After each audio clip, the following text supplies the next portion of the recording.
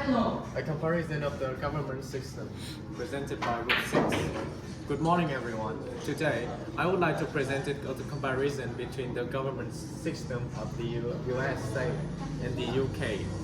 This comparison will focus on four main aspects: the form of the government, the leadership, the structure of government, and the election and terms. Now, begin with the part 1, form of government. First, let's look at the form of the government. The United States, the United Kingdom is a constitutional monarchy.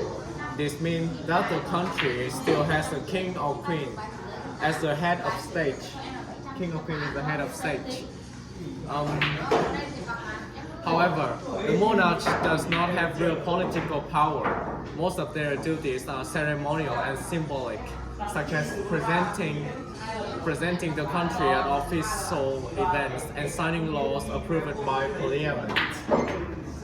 On the other side, the United States is a federal republic. As you can see, there is no monarch. Instead, the president is elected by the people. The president plays an important role in both representing in the nation and running the government. That is the part 1, form of the government. Next, we go on part 2, head of state and head of government. We start with UK first. In the UK, their two roles are separate.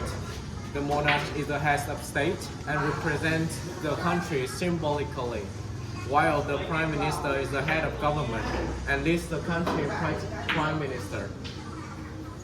The prime minister is responsible for making important political decisions and managing the government.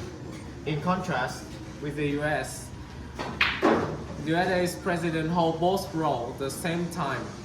This gives the president strong executive power because they control the executive branches and represent the country internationally. That is the end of my part. Okay. Now we're going to the structure of the government. First thing I want to demonstrate about this part. The first part I want to talk about is the UK.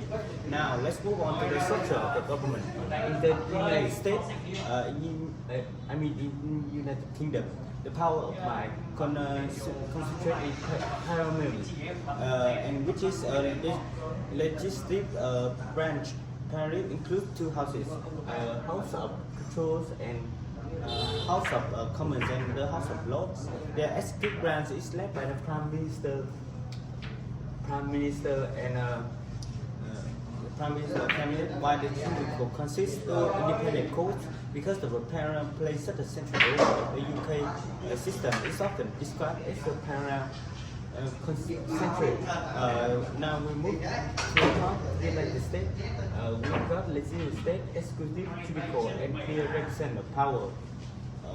The government is divided into three branches. The first is the legislature, also called as the Congress, and the second is the executive, also known as the President, and the last is the judicial, also known as the Supreme Court.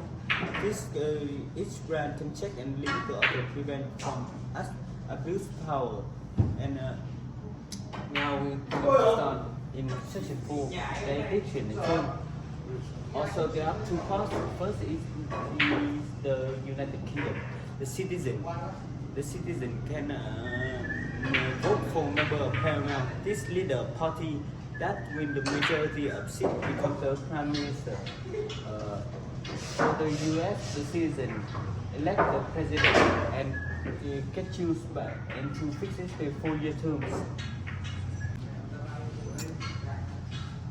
There is no fiscal, so a prime minister can be replaced if political supporters in the USA citizens directly elect the president. The president serves a fixed 4 term, which provides stability and community leadership. The next one I will talk about the conclusion. In conclusion, although both the United Kingdom and the United States and democratic countries, their government system are quite different.